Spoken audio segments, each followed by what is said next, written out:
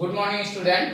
आज हम लोग क्लास 11 का चैप्टर 3 का एक्सरसाइज 3.2 कर रहे हैं और एक्सरसाइज 3.2 में किस टाइप के क्वेश्चन है, ये टाइप के क्वेश्चन करेंगे और ट्रिग्नोमेट्री फंक्शन के फार्मूलास कौन कौन से हैं उसको भी देखेंगे इस वीडियो में।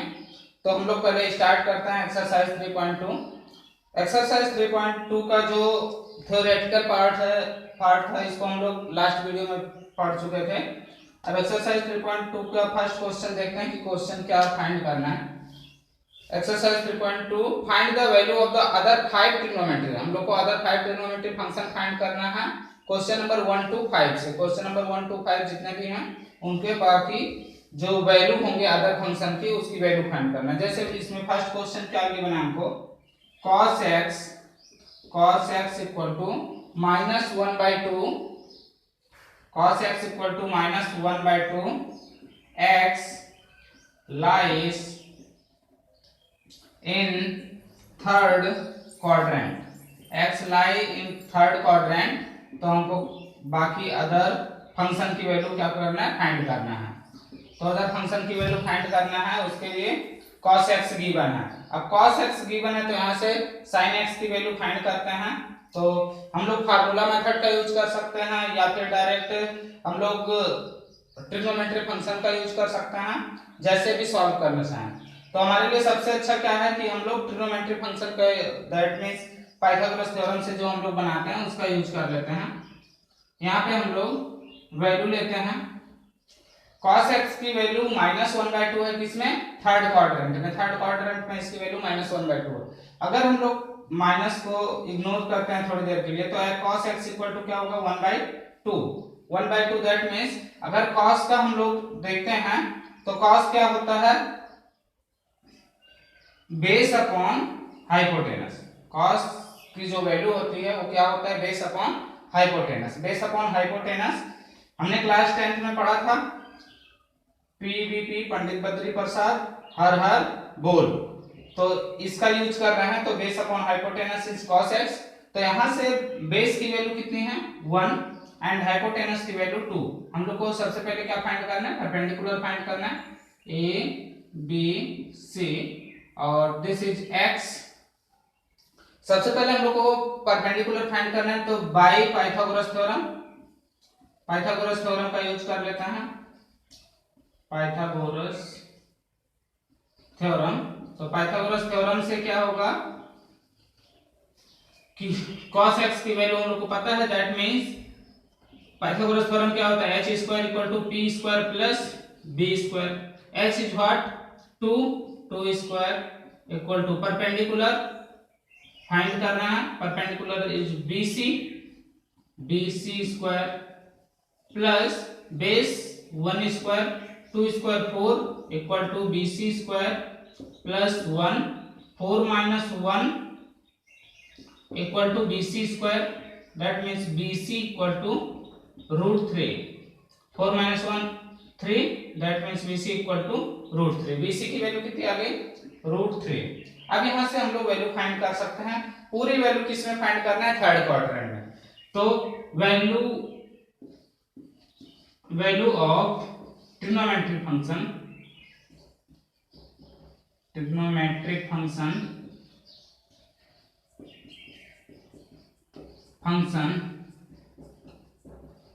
In third quadrant. हमको ये ध्यान रखना है कि थर्ड क्वाड्रेंट में वैल्यू फाइंड करना है और थर्ड क्वाड्रेंट में कौन कौन सी वैल्यू पॉजिटिव होती है, कौन कौन सी वैल्यू निगेटिव होता है, इस चीज का ध्यान रखना है। तो sin x की जो वैल्यू होगी, sin x की वैल्यू थर्ड क्वाड्रेंट में क्या होता है, निगेटिव होता है। sin x की वैल्यू थर्ड क्वाड्रेंट में हमने पूरा साइन रूल पढ़ा था, दैट मींस जितने भी साइन होते हैं वो कहां पॉजिटिव होते हैं, कौन से क्वाड्रेंट में निगेटिव होता है, ये हमने पढ़ा था। तो sin x की वैल्यू थर्ड क्वाड्रेंट में पॉजिटिव होता है और निगेटिव होता है। तो निगेटिव और sin की वैल्यू क्या है, perpendicular upon hypotenuse, that means p upon h। तो sin की वैल्यू क्या होगी, minus perpendicular is √3 and hypotenuse 2, √3/2। इसी तरीके से हम लोग tan x फाइंड करेंगे। tan x की वैल्यू थर्ड क्वाड्रेंट में क्या होता है, पॉजिटिव होता है, दैट मींस क्या होगा, perpendicular upon base. Perpendicular is √3 and base is 1, √3/1 that means √3।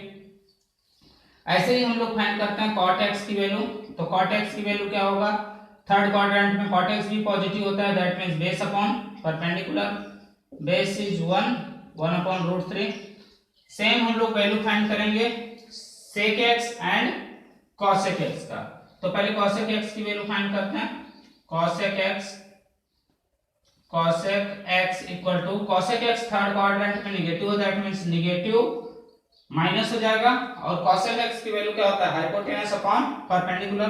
तो hypotenuse upon perpendicular, minus hypotenuse is 2 and perpendicular √3, -2/√3। इसी तरीके से हम लोग sec x फाइंड करेंगे। तो sec x की वैल्यू क्या होगी, sec x is also negative in third quadrant में। हम लोग को पूरी वैल्यू थर्ड क्वाड्रेंट में देखना है। तो sec x थर्ड क्वाड्रेंट में क्या होता है, नेगेटिव होता है।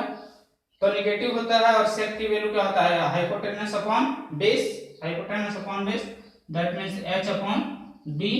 Hypotenuse is 1, hypotenuse is 2 and base is 1, that means -2 is the value of sec x।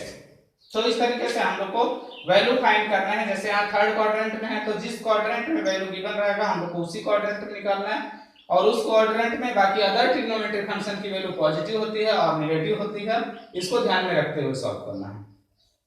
तो इस तरीके से क्वेश्चन सॉल्व करना है। एक्सरसाइज 3.2 का फर्स्ट क्वेश्चन पूरा, फर्स्ट क्वेश्चन नंबर 1 से क्वेश्चन नंबर 5 तक जितने भी क्वेश्चन है इस तरीके से हम लोग सॉल्व कर सकते हैं। अब अदर क्वेश्चन नंबर 6 में देखते हैं कि क्वेश्चन नंबर 6 क्या है। Question number 6, find the value of the trigonometric function in exercise 6 to 10।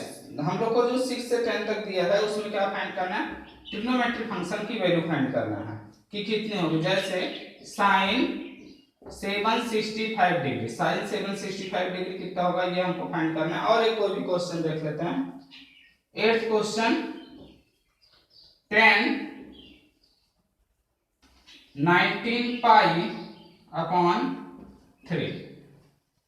इस तरीके से हम लोग देखेंगे कि इसकी वैल्यू क्या क्या है। sin 765 की वैल्यू हमको देखना है।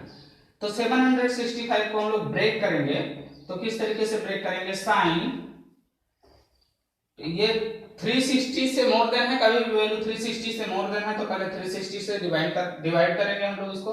तो 360 से डिवाइड करेंगे तो 2 टाइम्स में कितना होगा, 722 into 360 प्लस 720 होगा, 720 प्लस 45 डिग्री, इस तरीके से वैल्यू आएगा।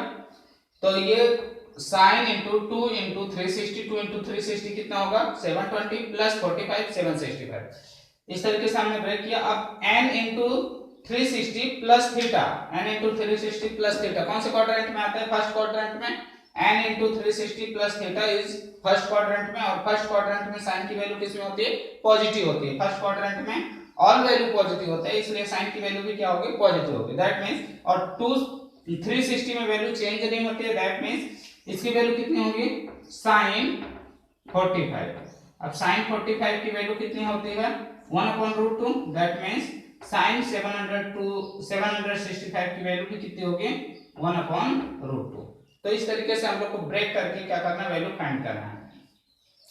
अब यहाँ पे हम लोग फाइंड करते हैं, तो इसमें वैल्यू कैसे फाइंड कर रहे हैं। 10 पहले 19 है तो 19 को हम लोग डिवाइड कर सकते हैं, 19/3 है, 19/3 को हम लोग डिवाइड कर सकते हैं।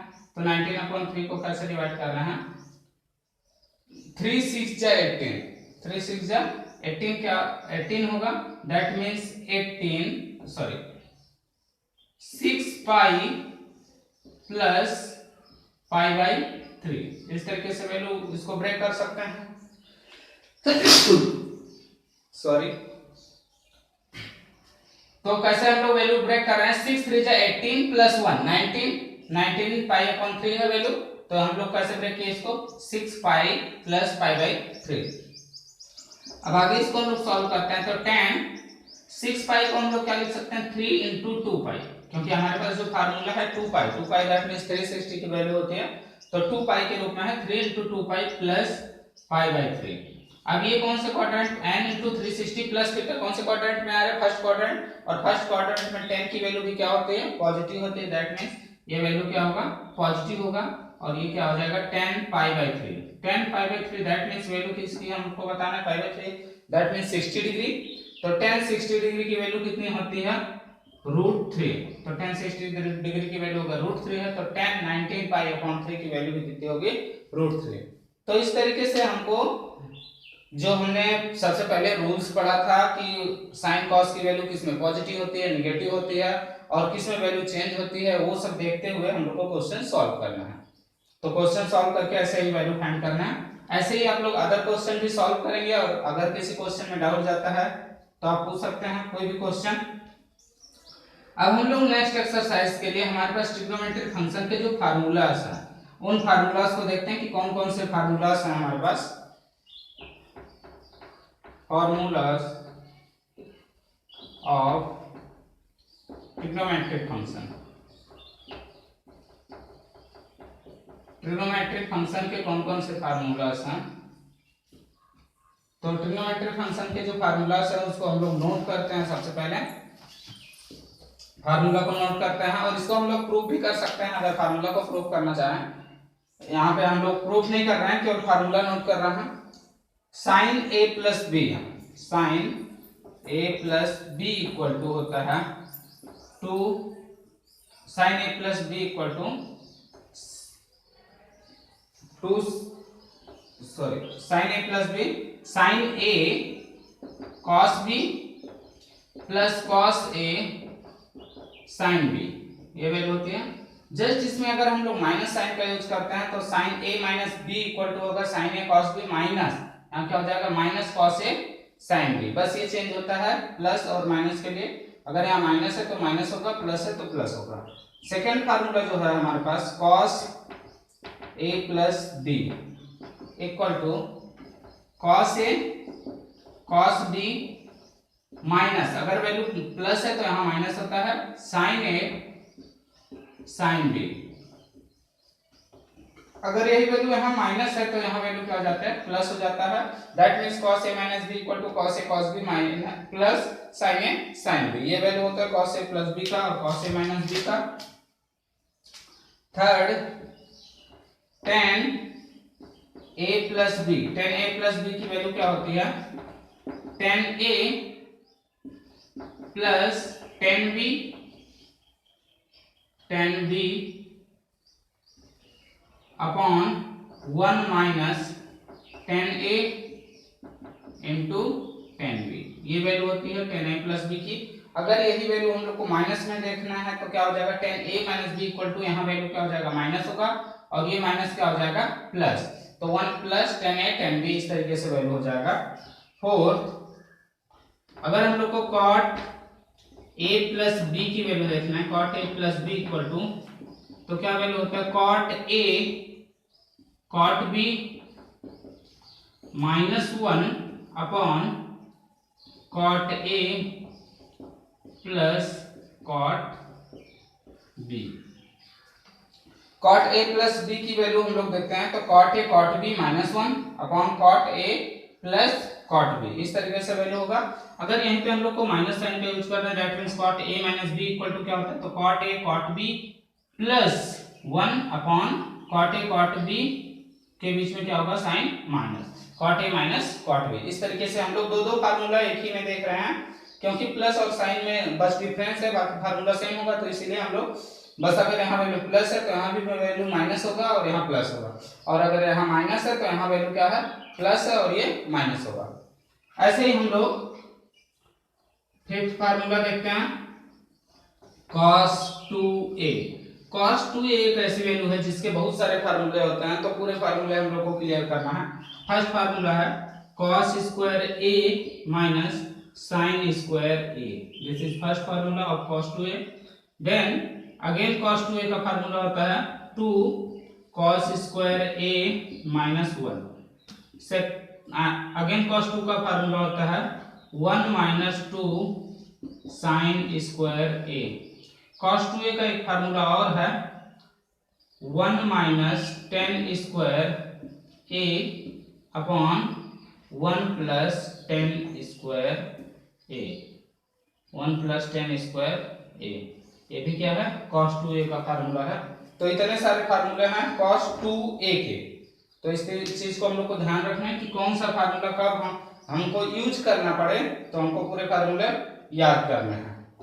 अब आगे हम लोग फार्मूला देखते हैं, आगे कौन कौन से फार्मूला हैं cos 2a other trigonometric function के। नेक्स्ट फार्मूला है 6 sin 2a, sin 2a, तो sin 2a का दो फार्मूला है, एक formula 2 sin a into cos a है, एक फार्मूला है 2 tan a upon 1 plus 10 square, 1 plus 10 square है, 10 स्क्वायर ए, ये किसका फार्मूला है sin 2a का। सॉरी 7th, ऐसे ही हम लोग tan 2a का फार्मूला देखते हैं, तो tan 2a equal to, tan 2a का फार्मूला होता है 2 tan a upon 1 minus 10 square. Same formula है, बस यहाँ वैल्यू प्लस में है और इसमें वैल्यू 10 में क्या है माइनस में है। 1 minus 10 square 2 tan a upon 1 minus 10 square a is tan 2a का फार्मूला होता है। ऐसे ही हम लोग अदर फार्मूला देखते हैं, ये सभी ट्रिग्नोमेट्रिक फंक्शन का फार्मूला हमको याद रखना है, क्योंकि क्वेश्चन बनाने में हम यूज करेंगे।